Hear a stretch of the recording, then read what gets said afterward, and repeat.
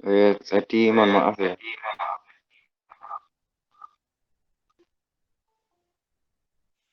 Karena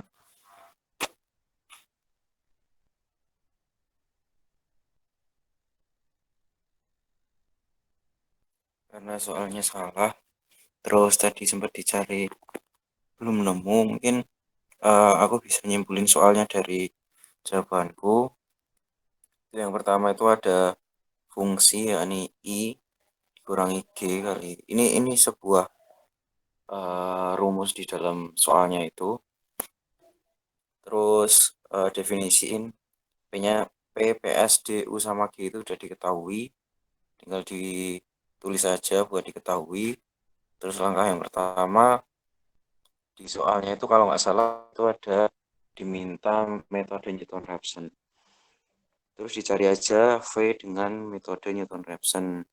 Nah untuk I, error sama H ini kita kasih tebakan awal sembarang aja boleh. I-nya boleh sembarang, errornya dipancing 1, lalu hanya 0,01. Terus masuk fungsi while, errornya harus lebih besar sama dengan lebih besar 10 pangkat minus 5. Terus masukin fungsi Y, turunan dari DY, terus I baru itu sama dengan I dikurangi Y per DY. Atau DY itu turunan Y. Nah ini bisa di refresh lagi buat metode Newton-Raphson.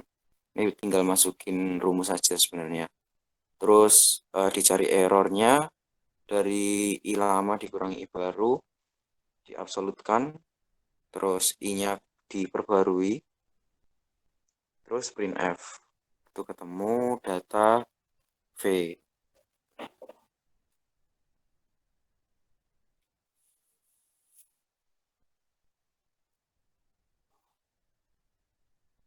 Mungkin bisa di-run mah, dilihatin jawabannya. Oke.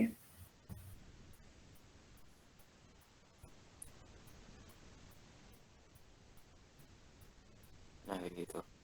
Temunya kayak gitu. 2 iterasi, errornya langsung 0.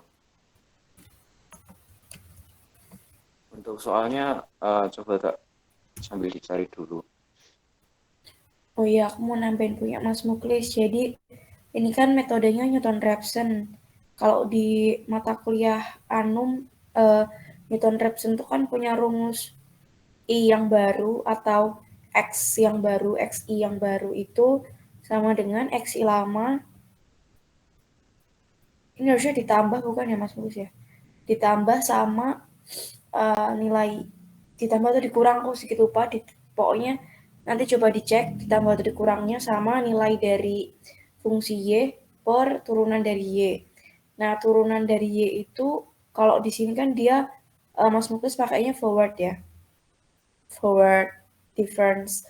Nah kalau misalkan kalian mau pakai yang backward atau center itu juga bisa. Nanti pendefinisian di D-nya beda. Kalau misalkan kalian mau pakai yang backward, ya berarti ini FI dikurangi dengan FI min H per H. Terus kalau misalkan mau center, berarti FI plus H dikurangi FI min H dibagi 2H. Gitu. Jadi ini sebenarnya bebas mau pakai forward atau enggak. Terus tentang H-nya, H-nya ini kan Mas Muklis ngambilnya 10 kali 10 pangkat min 4 ya. Ya, 10 pangkat min 4. Eh ini sih ini juga bebas nilai high-nya. Pokoknya kalau dia semakin kecil, nilainya tuh bakal semakin teliti. Misalnya aku gedein,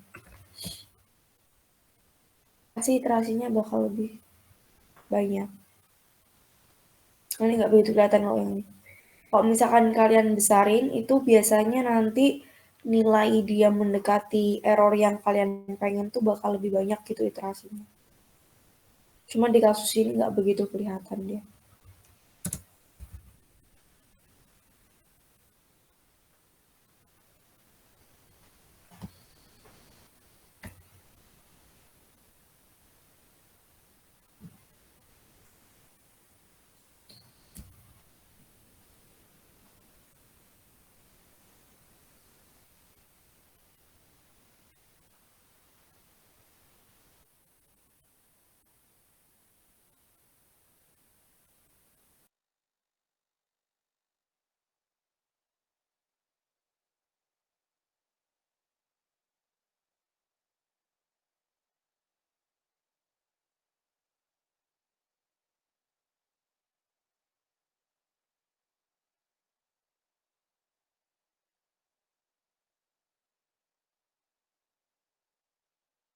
Sampai sini ada yang mau ditanyain nggak?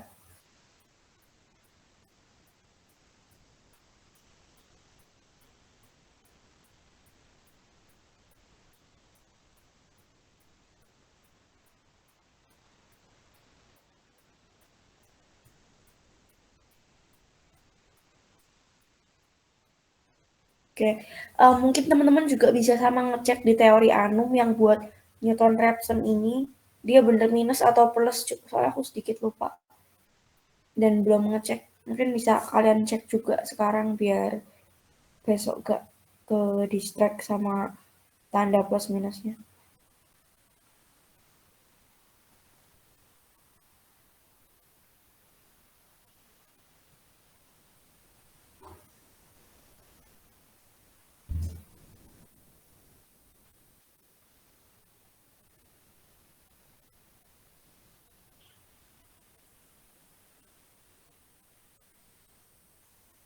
Hmm.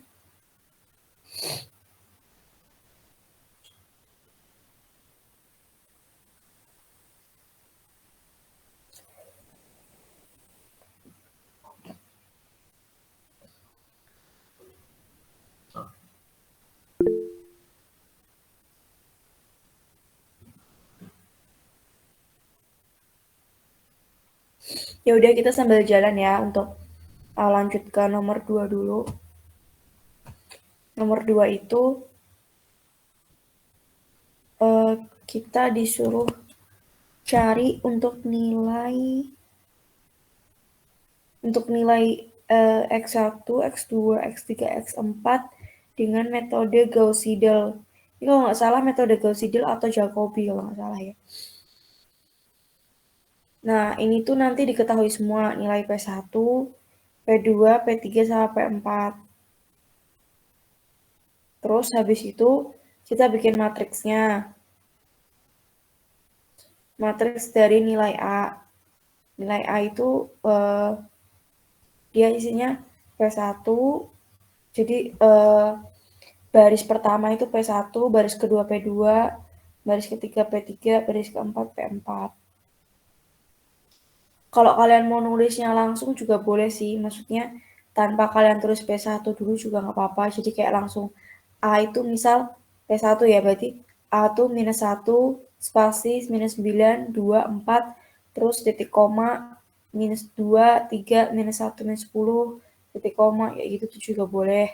Tapi memang sedikit lebih panjang, karena ini banyak kan isinya. Terus yang B ini juga dibikin matriks. Jadi eh, B itu isinya minus 10, minus 4, 19 sama 10 ini juga ada di soal. Jadi dia dapatnya dari persamaan. Nah, ini kenapa dia dibentuk kayak gini itu kan biar memenuhi ini loh, biar memenuhi perkalian matriks. Kalau perkalian matriks kan ini kan bentuknya udah matriks 4 kali 4. Nah, yang ini itu dibuat bentuknya tuh kolom, jadi dia ada titik komanya, bukan spasi lagi. Terus habis itu,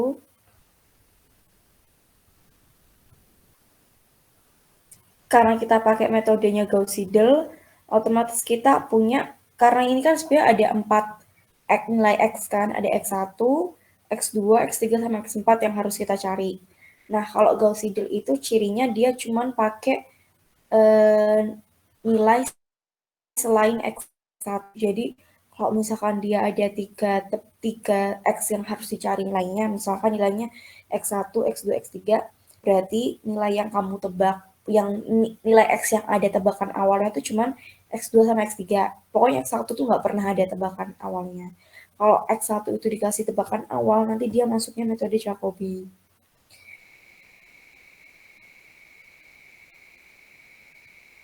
Jadi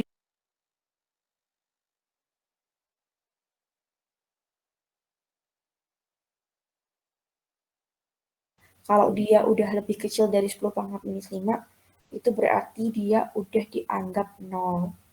Maksudnya errornya udah nol. Terus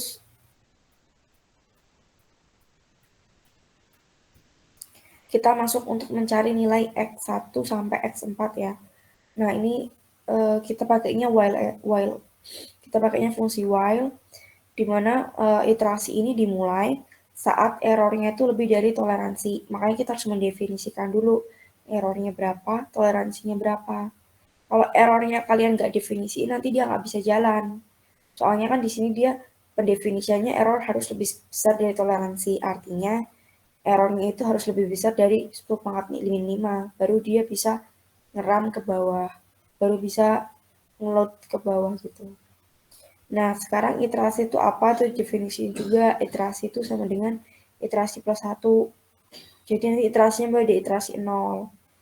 Iterasinya 0 berarti kan 0 plus 1. Nah, iterasi pertama itu berarti X1 sama dengan ini didefinisiin. Ini pakai rumus Gauss Seidel yang ada di modul itu. Nah, PR kalian sebenarnya yang terbesar itu lebih ke ngapalin rumus-rumus yang ada di modulnya. Rumus-rumus yang ada di modulnya itu kan ada rumus Gauss Seidel, terus Jacobi, terus Newton-Raphson, yaitu semuanya itu harus dihafalin nih. Kayak X1 dia rumus apa pendefinisinya itu B1 min A12 terus dikali X2. Nah, ini harus dihafalin. Sebenarnya PR-nya yang berat di situnya sih. Terus X2-nya itu apa? Nah, nanti kalian masuk ke error. Error 1 tuh berarti X2-nya min X2. Kenapa dia error satunya X2-nya? Karena X1 tadi kan nggak ada tebakan awal kan. Jadi dia nggak bisa dijadikan error. Nggak bisa dihitung nilai errornya. Terus udah nanti dapat error rata-rata. Terus X2 yang kita dapat barusan dari iterasi ini itu diperbarui sebagai nilai X2-nya. Jadi setelah nanti X2 ini, misalkan nih, X2-nya dapat, tebakannya tadi kan 0 ya. Terus misalkan X2-nya tuh 1, berarti kan X2 yang sekarang tuh sama dengan 1. Nah, X2 sama dengan 1 dibalikin lagi ke sini. Tadi errornya misalnya dapatnya masih errornya misal masih lebih besar dari 10 pangkat minus 5. Misal masih 20% misal. Berarti kan masih besar ya. Nah, itu dengan error 20% itu didapatkan X2-nya itu sama dengan 1. Nah, karena errornya ini masih lebih dari toleransi, makanya dia ngeran lagi. Pokoknya dia ngeran sampai nilai errornya itu lebih kecil dari toleransinya. Itu ini didefinisiin X2-nya diperbarui, X3 juga, X4 juga. Nanti tinggal di print F.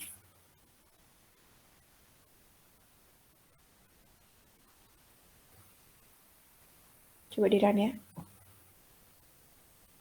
Oh, banyak sekali.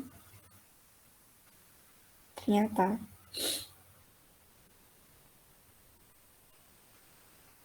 Nah, buat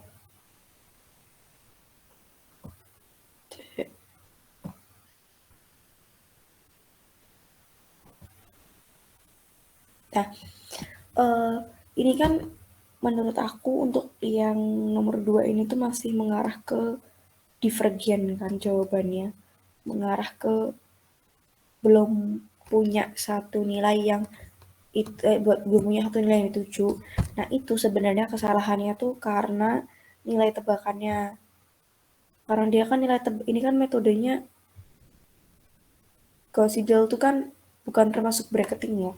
Nah, biasanya kalau yang bukan metode bracketing tuh dia itu kan tebakannya terbuka gitu loh, luas. Jadinya kalau tebakannya salah itu bisa berakibat pada kedivergenan nih, suatu fungsi dari suatu nilai dari x-nya. Jadi x-nya ini nggak mengarah ke satu nilai, tapi cenderung menyebar atau divergen.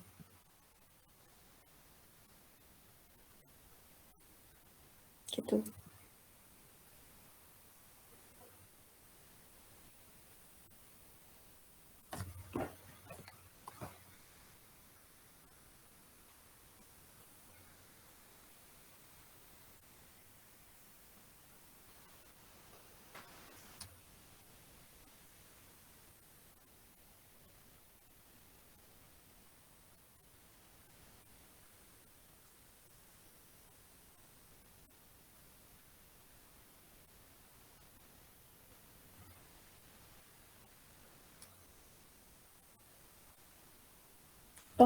Bentar, ini soalnya udah ada, sekarang tak tunjukin ya, bentar.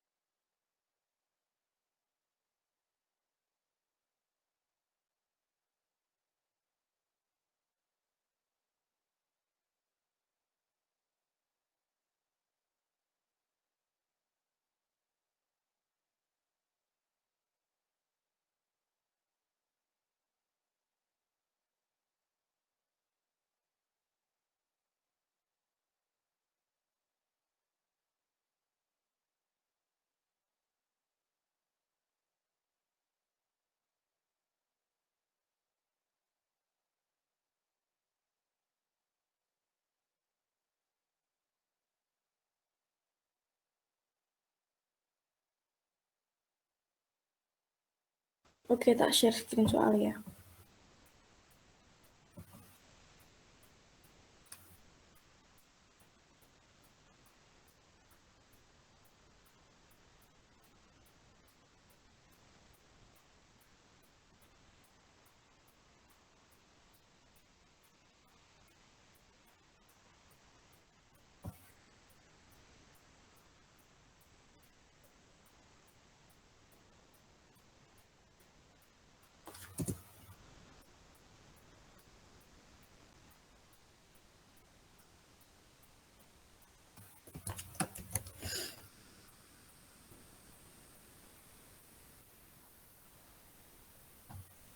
Oke, bentar-bentar.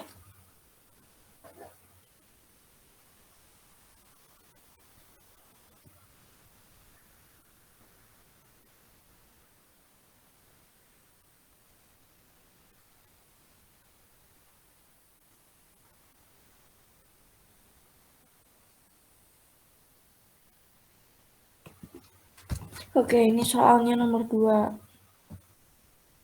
Nah, ini. Ya kan, jadi ada Gausito sama Jacobi. Nah, satu hal yang perlu diingat kalau kalian kan sekarang lagi ngambil mata kuliah Anum. Di Anum itu diajarin kan kalau mau pakai metode Gauss-Seidel atau Jacobi itu harus memperhatikan diagonal, elemen diagonalnya. Nah, ini dilihat dari nilai X1, X2, X3, X4 tuh penempatannya udah benar belum. Nah, ini bisa aja divergen itu selain dari tebakan juga dari belum di diagonal apa tuh? Belum diurutin sesuai elemen diagonalnya. Jadi nilainya itu divergen. Nah, nih contohnya ya.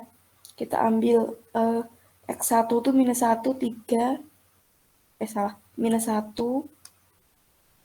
Coba kita lihat kalau yang ini kan minus 1, 3, 11, sama 2.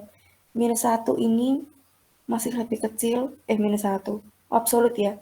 1 lebih kecil dari 11 tambah 4, 15. Terus X2 ini masih lebih kecil. Terus X3 ini udah lebih besar, berarti udah tetap ya nilainya di sini. Terus, bentar.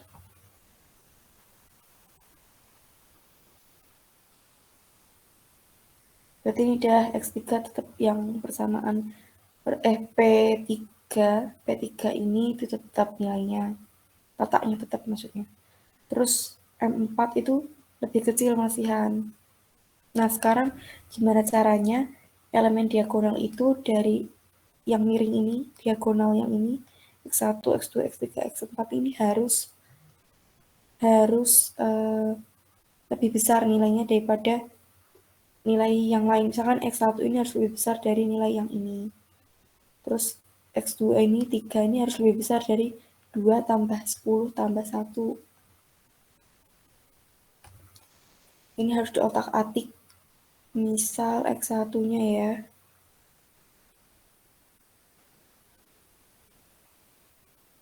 2 tambah 2, berarti X1-nya coba ini. X1. Ya, nilai apa tuh namanya? Baris pertama tuh ini. Baris ketiganya ini. Baris keduanya berarti baris keduanya ini ya berarti ya. Nah, coba sekarang kita ganti. Apakah dia konvergen? A-nya itu berarti P4 ya. P4. Terus baris keduanya itu berarti yang ini ya. P1. Terus baris ketiganya itu berarti P3. Ini berarti P2.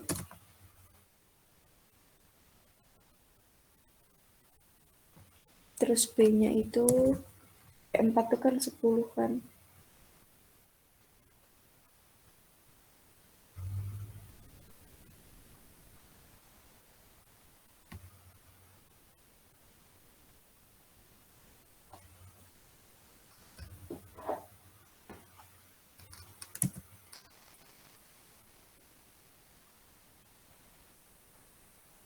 P4-nya itu berarti 10. P1-nya minus 10. P3-nya 19. P2-nya minus 4. Ya, coba kita.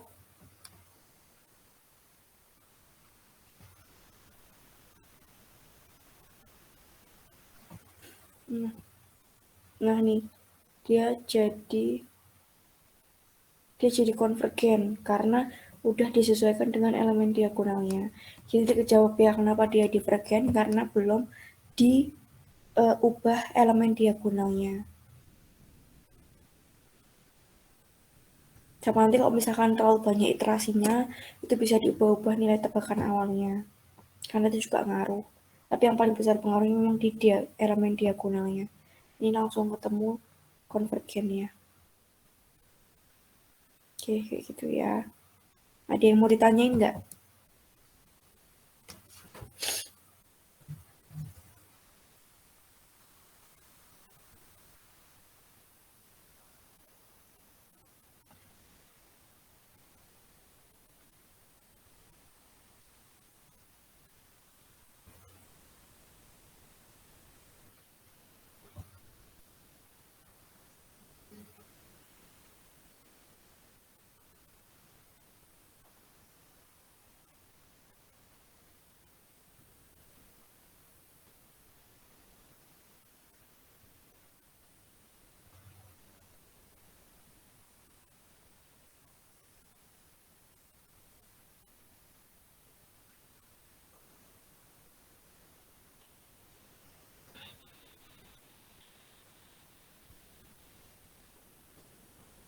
Halo, ada yang mau ditanyain nggak?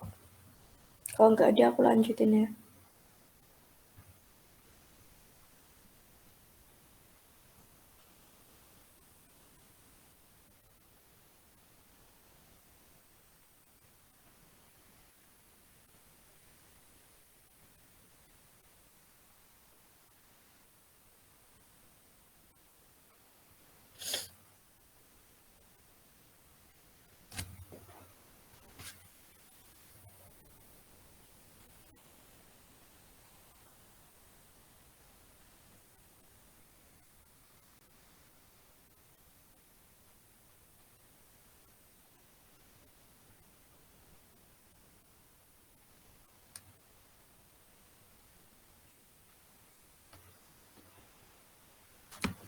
Aku lanjut ke nomor 3.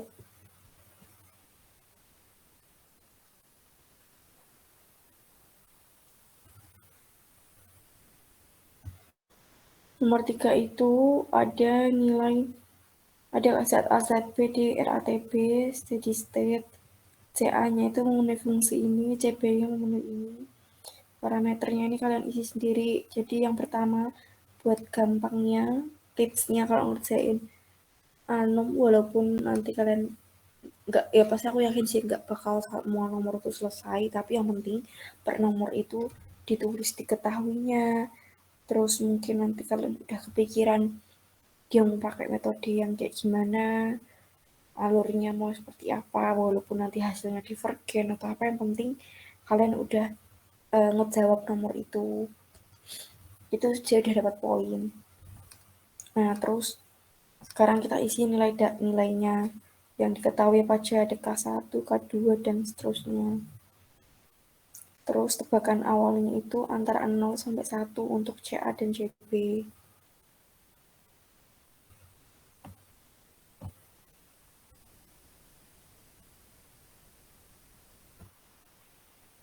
Nah, karena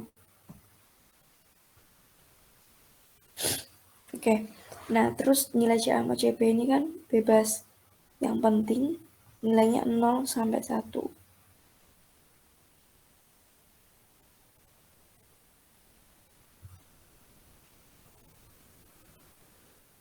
Tapi diketahui di sini CA0 sama CB0-nya itu 1,5 sama 0,5 di sini ya masuknya. Terus kita definisiin kayak biasa, error berapa, toleransinya berapa, terus hanya berapa, iterasinya juga. Ini metodenya pakai Newton Raphson lah. Kalau Newton Raphson itu pasti kita harus mendefinisikan nilai H. Makanya di sini tulis nilai H. Terus kita bikin fungsi. Fungsinya dia itu kita pakai yang n function, function and function itu untuk mendefinisikan nilai dari F1 yang merupakan fungsi CA sama CB F2-nya.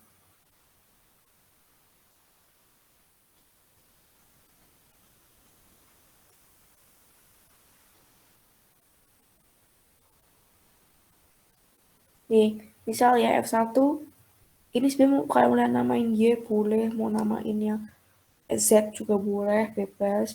Kita definisiin F1 itu apa sih?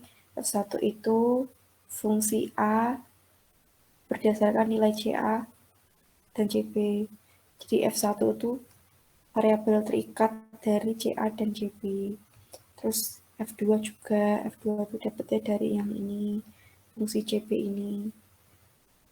Nah, terus setelah mendefinisikan function and functionnya, kita masuk ke while error.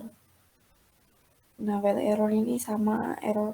Ketika error lebih dari toleransi, berarti dia run ke bawah, iterasi plus 1, F1 apa, F2 apa. Terus habis itu kita pakai Newton Raphson, metode Newton Raphson. Terus Newton Raphson itu kan ada matriks kan, matriksnya itu berarti df1 dca turunan dari f1 terhadap ca, terus kolom keduanya itu turunan f1 terhadap cb, terus baris kedua itu turunan f2 terhadap ca dan turunan f2 terhadap cb. B-nya itu adalah f1 dan f2. Nilai F1 F2. Cuma di sini dikasih minus.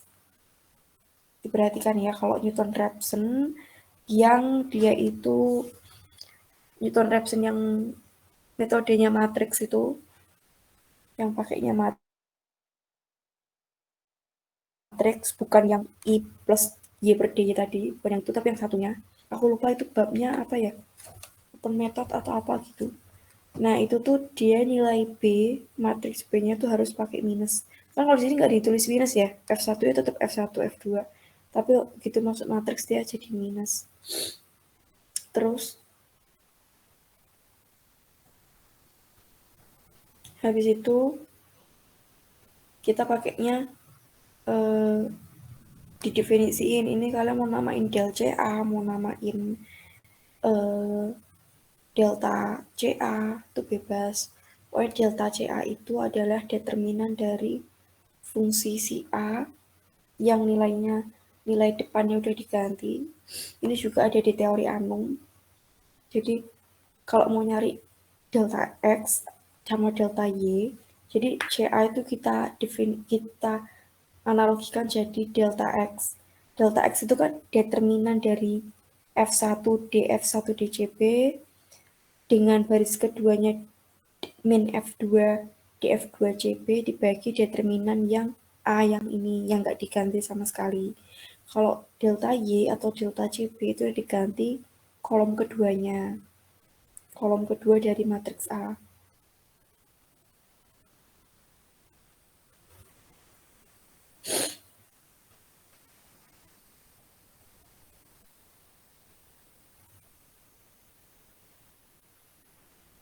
Udah nanti CAN itu dapat, CPN juga dapat.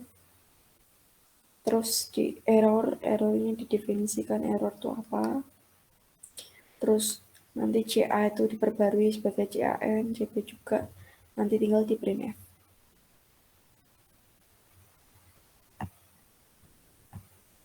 Sorry.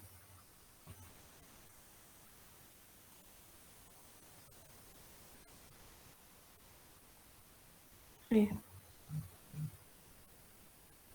Nah, nih kayak gini.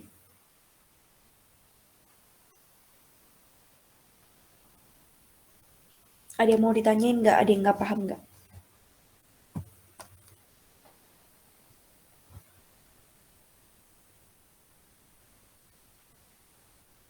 Nah, mungkin tadi kita kan nemuin kasusnya kayak pakainya while error terus kan ya. Kenapa bukan if? If itu dipakai kalau dia ada syaratnya. Sedangkan di soal ini kan dia nggak pakai syarat kan. Jadi penyelesaiannya tuh berhenti ketika nilai error yang didapat itu sudah lebih kecil dari toleransi. Nah, kalau udah kayak gitu berarti kita pakainya yang while error.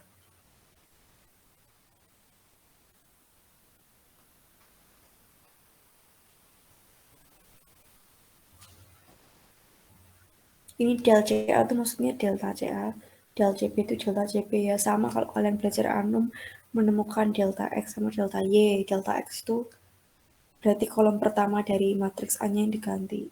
Dibagi determinan dari matriks A. Kayak gitu. Ada lagi nggak yang mau ditanya? Ini adek paham atau bingung atau gimana nih?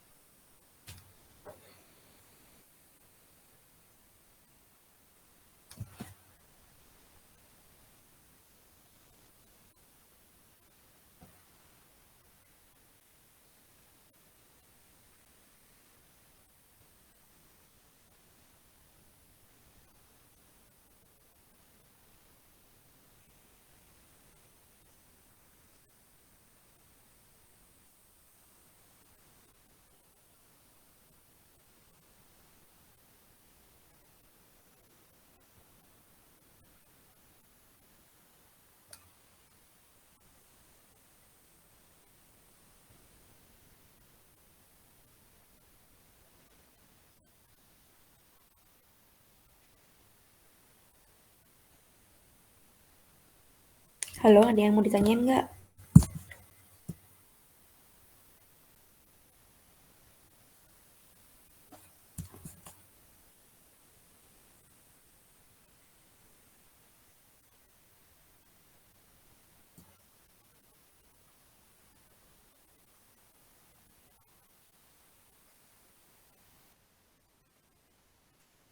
Oke, pokoknya kalau ada yang mau ditanya langsung nyala aja gak apa-apa ya. Nggak perlu aku tanyain kayak gini. Kalau mau tanya-tanya aja. Terus nomor 4. Nomor 4 tuh masuknya ke regresi linier.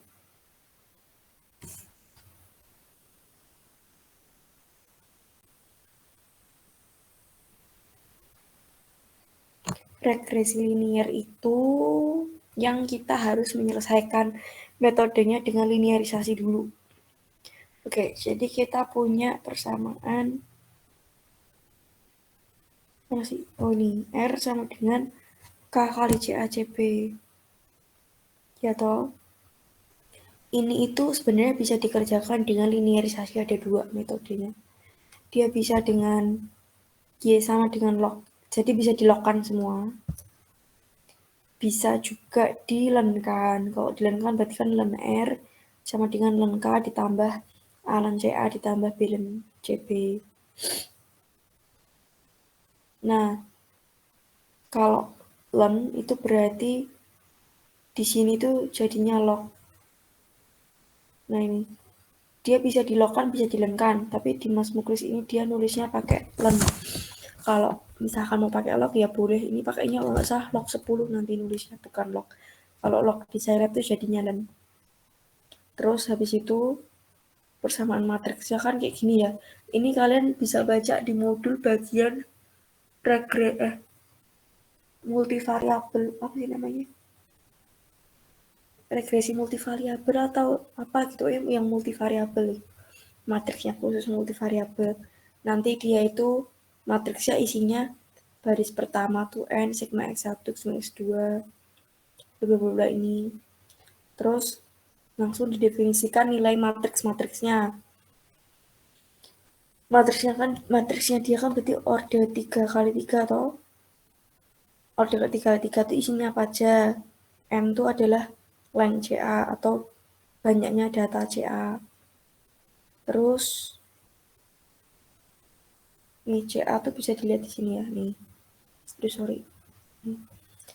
Terus kalian mau pakai length CA 0 juga boleh karena nilainya sama-sama 8 kan. Maksudnya datanya sama-sama ber-8 jumlahnya. Terus CB0 juga ada. CB0 salah. Sigma X1. Sigma X1 itu berarti sum dari nilai X1.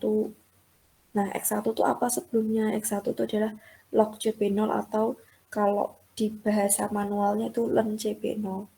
Kenapa dia bisa dinamakan len CB0? Karena kan ini linearisasinya tuh kan len R sama dengan len K tambah A1, tambah A len CA ditambah B kali len CB.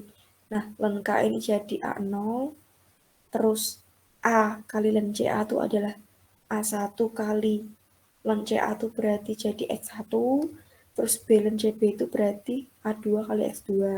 Makanya X2 itu sama dengan len CB, X1 itu sama dengan len CA. Nih, definisinya di sini. Terus sigma X2 itu adalah sum nilai dari X2. X2-nya apa? Berarti log 0. Seterusnya ini pokoknya persamaan matriksnya ini harus didefinisikan dulu.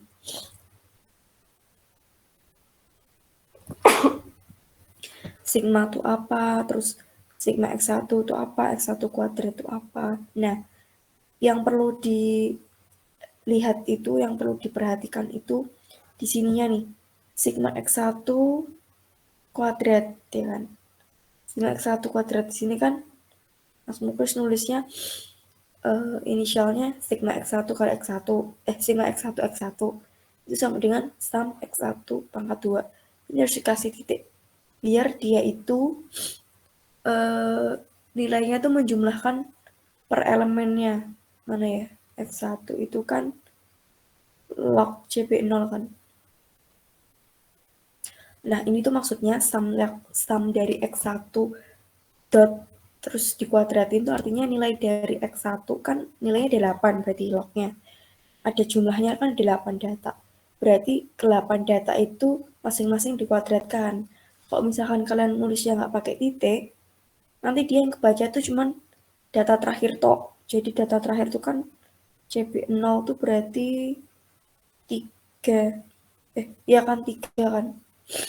Nah, 3. Nanti yang kebaca tuh cuman 3 kuadratnya aja, 9. Bukan nilai dari 1 kuadrat tambah 2 kuadrat tambah 0,8 kuadrat gitu. Makanya harus dipakein titik. Kayak gitu semua. Pokoknya nilai-nilai yang dikuadratin kah atau nilai yang X1 kali X2 tuh harus dikasih titik. Atau yang dikali Y juga harus dikasih titik. Nah, udah terus habis itu kita bikin matriks order 3.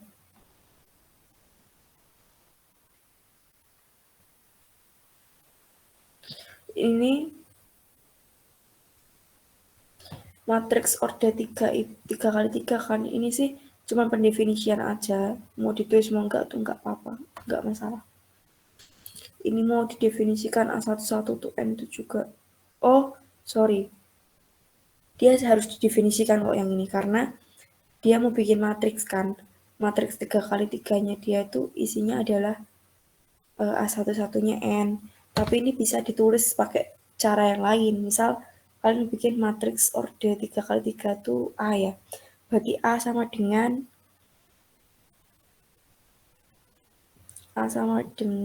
nih bisa ditulis kayak gini. Ini aku cuma nulis di sini aja. A sama dengan berarti M terus sigma X1 terus sigma X2 ya. Sigma X2 titik koma dan seterusnya sampai ini sampai sigma X2 ini. Itu kalian menulisnya kayak gini langsung juga boleh, mau didefinisikan satu-satu juga boleh. Mana ya? Nih, didefinisikan satu-satu gini juga boleh, terserah. Ini artinya zeros tuh maksudnya matriksnya berjumlah 3 kali 3. Kalau zeros 2 kali 3 berarti matriksnya 2 kali 3. Ini B-nya juga Mas Muklis nulisnya pakai kayak gini. Nulisnya mau kayak gitu boleh, mau yang kayak gini juga boleh. Yang langsung bentuk matriks biasa gini juga boleh. Ya kan? Terus kita pakainya while error. Sampai nilai iterasinya itu errornya mendekati 10 pangkat min 5.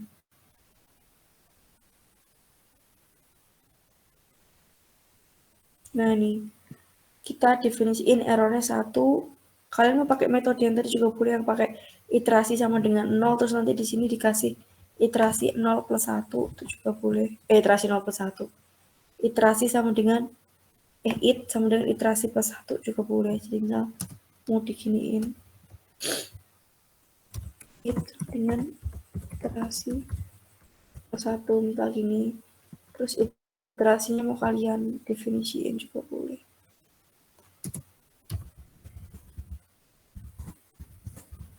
Iya. Boleh. Hapus aja.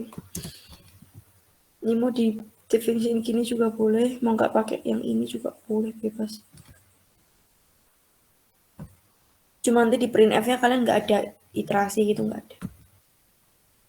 Ini bisa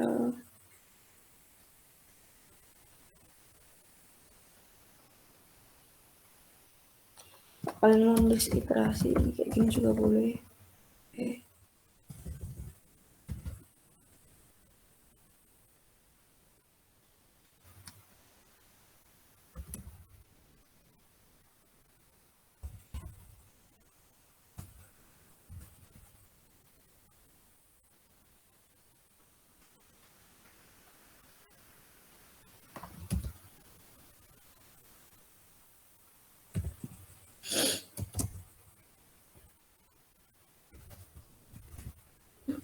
Sorry. Nih, jadi while errornya itu kayak yang tadi kan, terus kalian karena pakai metodenya ini metode ini consider ya. Sorry bentar.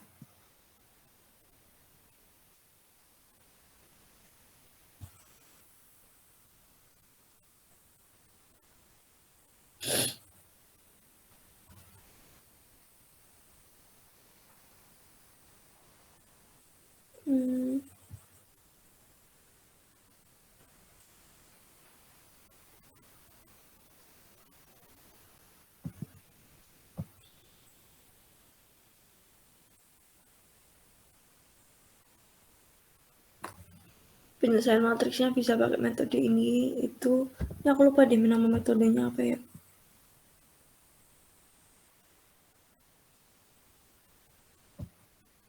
Ini ada sih di buku rumus ini. Cuman aku lupa namanya apa.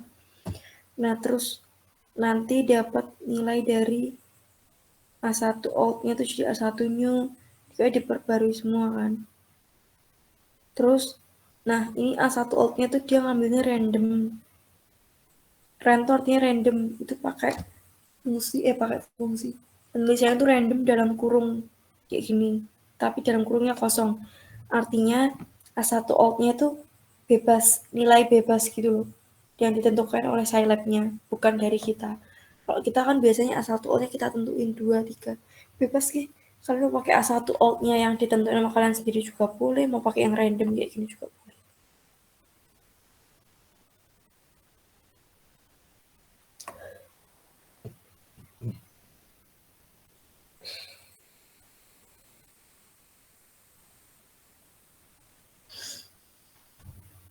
Kalau nggak salah ini Gauss Seidel sih, karena A0-nya kan nggak ada kan, tebakan A0 alt-nya. Tebakannya adanya A1 sama A2. Ini Gauss Seidel pakainya. Terus habis itu di N ya kan, nanti A0 tuh sama dengan A0 new, A1 tuh A1 new. Ini masih yang terbaru, jadi N ini kita berhentikan dulu, running programnya kita berhentikan. Nanti kan dia dapat A0 new, salah. Nanti kan dia dapat A0, A1, A2 yang paling baru kan. Yang nilainya errornya tuh lebih kecil dari 10 pangkat minus 5. Nah, itu nanti dia jadi nilai A0, A1, A2 yang kita cari. Terus kita disuruh nyari SSE. Mana ya tadi? Nah, ini SSE sama R kuadrat ini ada di modul juga rumusnya. Ini rumusnya SSE. Terus rumusnya R kuadrat tuh ini. Udah kayak gini, coba kita run.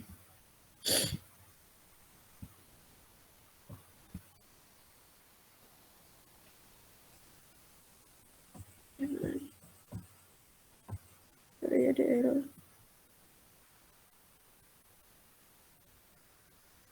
Oh, ini ada F-nya. Kurang F.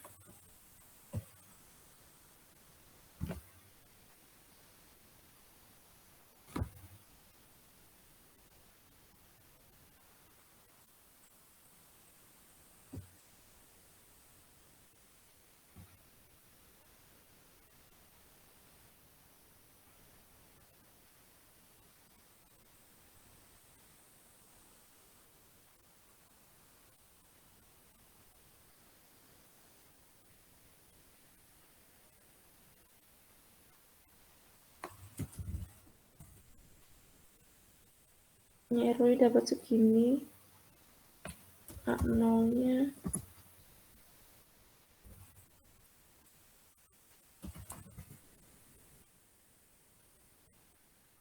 emangnya sebentar.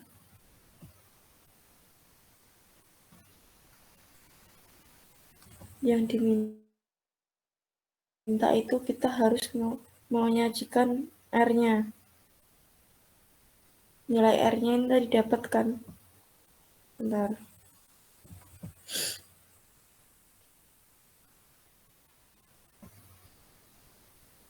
Ini kurang diplot aja ya berarti. Nanti kita di execute dapatnya itu untuk R data segini, R hitungnya itu ini.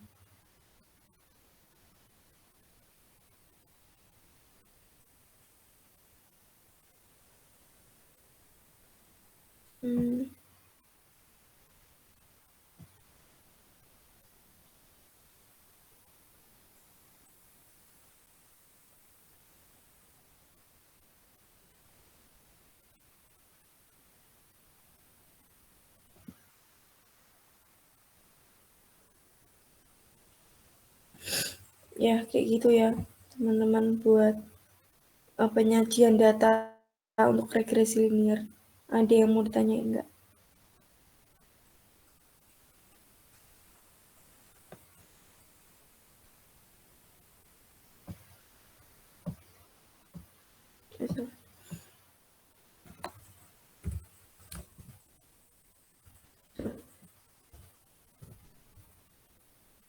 Ini masih jelek ya angkanya sebenarnya. Sembari aku juga ngecek, ada yang mau ditanyain dulu nggak?